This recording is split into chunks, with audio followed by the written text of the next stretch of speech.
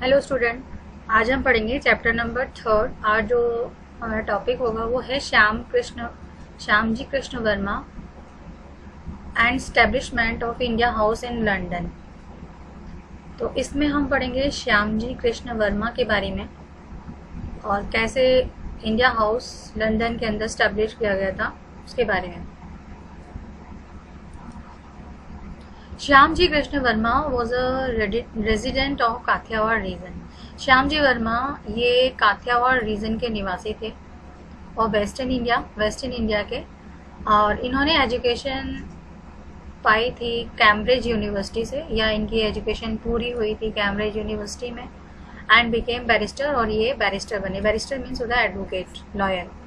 After returning back to India, जब ये India लौट कर आए, he was hurt by corrupt character of British political resident, और इनको काफ़ी दुख हुआ जब इन्होंने देखा कि ब्रिटिश पॉलिटिकल रेजिडेंट जो यहाँ है वो काफ़ी, उनका जो चरित्र है वो काफ़ी करप्टेड है। एंड ही फर्मली डिसाइडेड, और इन्होंने तुरंत ही डिसाइड किया कि वो इंडिया को आज़ाद करेंगे, and made city of London as his work place, और इन्होंने लंदन को अपना एक वर्क प्लेस बनाया इंडिया को आज़ाद करने के लिए।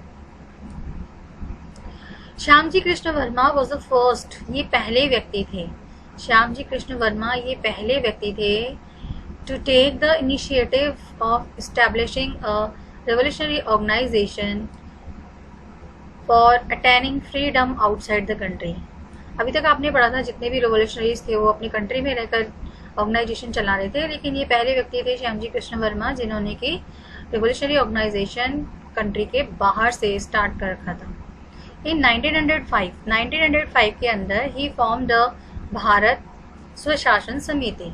इन्होंने 1905 के अंदर भारत स्वशासन समिति बनाई।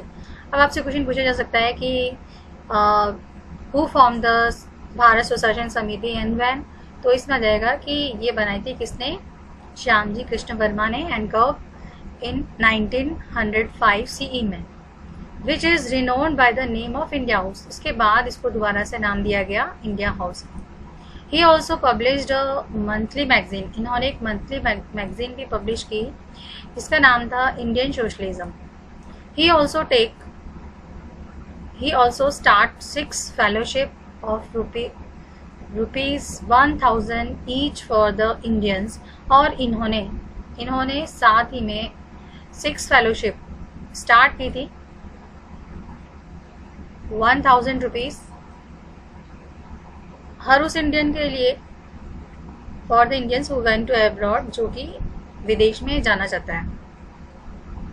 Shortly India house became the centre of revolution, और बहुत जल्दी जो इंडिया हाउस था वे एक सेंटर ऑफ रिवोल्यूशन बन गया ऑफ दोज इंडियंस, ऐसे इंडियंस के लिए जो कि लंदन में रहते थे। रिवोल्यूशनरीज जैसे कि कौन कौन से क्रांतिकारी हो गए, जैसे कि आपके Vinayak Damodar Savarkar, Lala Hardayal and Madan Lal Dhingra became its member, ये इसके मेंबर्स बने। Noticing the activities of Shyamji Varma, जब श्यामजी वर्मा की एक्टिविटीज को नोटिस किया तो ब्रिटिश गवर्नमेंट ने इनके खिलाफ एक्शन लेना स्टार्ट कर दिया। ही लेफ्ट इंडिया, उन्होंने इंडिया को छोड़ दिया, एंड वेंट टू पेरिस, और वो पेरिस चले गए, and continue his revolutionary activities, और इन्होंने वहाँ जाकर जो रिवोल्यूशनरी एक्टिविटी थी उनको कंटिन्यू रखा फ्रॉम देयर, वहाँ से। तो ये तो था आपका किसके बारे में, श्यामजी कृष्ण वर्मा के बारे में। देन फिर आते हैं आपके विनायक दामोदर सावरकर। विनायक दामोदर सावरकर, इनको वीर सावरकर के नाम से भी जाना जाता है, और ये एक महान रेवोल्यूशनरी थे, ग्रेट रेवोल्यूशनरीज, और एक महान राष्ट्रवादी थे, और एक महान ऑर्गेनाइजर थे। ऑर्गेनाइजर मतलब संगठनकर्ता।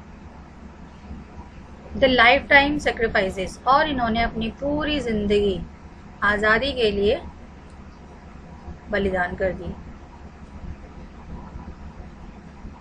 Can not be describe in words, जिसको कि हम वर्ड्स के अंदर डिस्क्राइब नहीं कर सकते।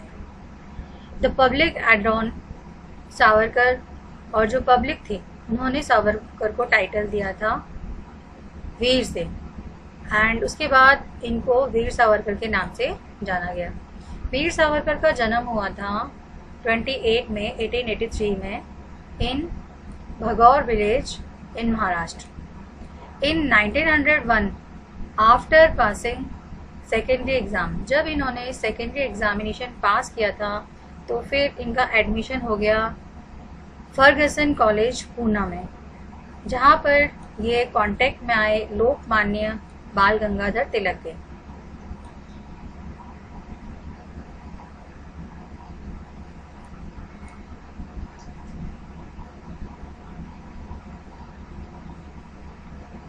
ड्यूरिंग पार्टीशन ऑफ बंगाल,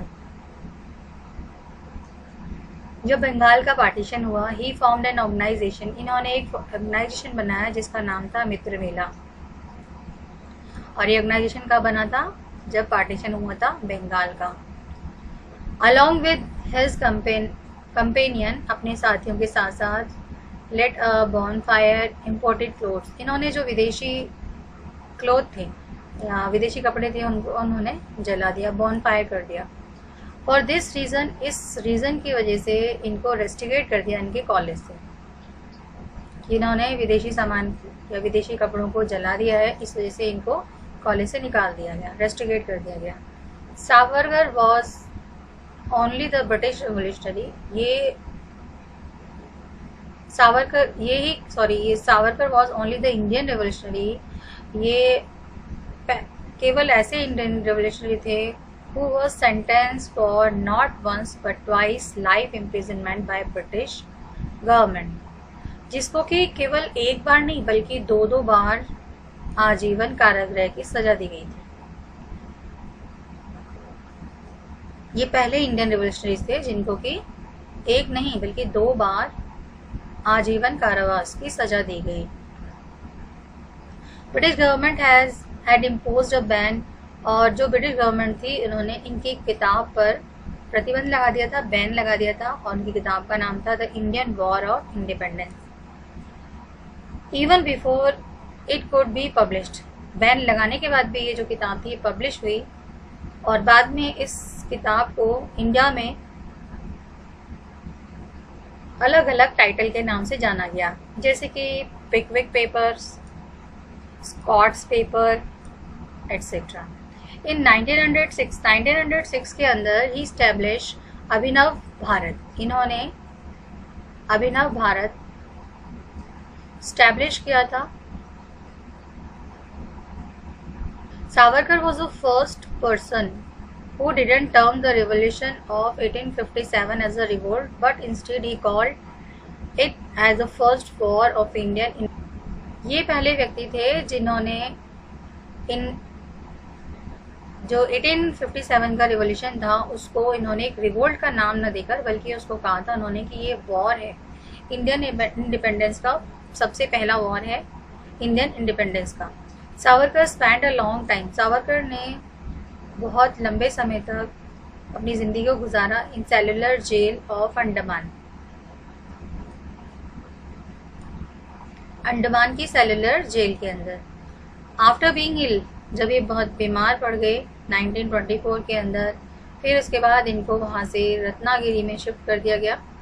इन 1937 में ही रिलीज फ्रॉम जेल, 1937 में इनको जेल से आज़ाद कर दिया गया। He also made rigid effort, इन्होंने काफ़ी कठोर कोशिशें की थी to avoid the partition of India, कि इंडिया का पार्टीशन न हो। तो ये था विनायक दामोदर सावरकर के बारे में कि इन्होंने मित्र मेला नाम का ऑर्गेनाइजेशन बनाया था और इन्होंने बोनफायर किया, कपड़ों को जलाया पार्टीशन के दौरान, और इसी वजह से इनको कॉलेज से निकाल दिया गया। यही पहले व्यक्ति थे जिनको एक नहीं 2 बार कारावास की आजीवन कारावास की सजा दी गई। और इन्होंने एक किताब लिखी थी the Indian war of independence, जिसको कि बैन कर दिया था ब्रिटिश गवर्नमेंट ने, लेकिन फिर भी ये किताब पब्लिश हुई और इसको अलग अलग जगह पर अलग अलग नाम से जाना गया इंडिया में। 1906 के अंदर अभिनव भारत को इस्टेब्लिश किया। सावरकर पहले व्यक्ति थे जिन्होंने कि 1857 को रिवोल्ट ना कह करके इसको इंडिया का फर्स्ट वॉर कहा था। सावरकर ने अपना बहुत लंबा समय सेलुलर जेल अंडमान के अंदर बिताया था और 1924 में जब ये बीमार हो गई तो इनको रत्नागिरी इंटर्न किया गया और 1937 के अंदर इनको जेल से रिहा कर दिया गया। और इन्होंने काफ़ी कोशिश की थी कि वो पार्टीशन को रोक सके इंडिया के। नेक्स्ट आता है आपका revolutionary movement in Bengal. Bengal के अंदर Premnath Mitra known as widely, Premnath Mitra को जाना जाता है पी मित्रा के नाम से, वॉज ए बंगाली इंडियन। ये एक बंगाली इंडियन बैरिस्टर थे एंड इंडियन नेशनलिस्ट और एक भारतीय राष्ट्रवादी थे। ही स्टार्टेड रिवोल्यूशन मूवमेंट, इन्होंने रिवोल्यूशनरी मूवमेंट स्टार्ट किया था बंगाल के अंदर बाय फॉर्मिंग एन ऑर्गेनाइजेशन, एक ऑर्गेनाइजेशन बनाकर जिसका नाम रखा था इन्होंने अनुशीलन समिति। इस ऑर्गेनाइजेशन को बनाकर इन्होंने जो मूवमेंट था बंगाल के अंदर स्टार्ट किया और इसको बनाया था 1902 के अंदर। पॉलिटिकल रिनेंस अरोज इन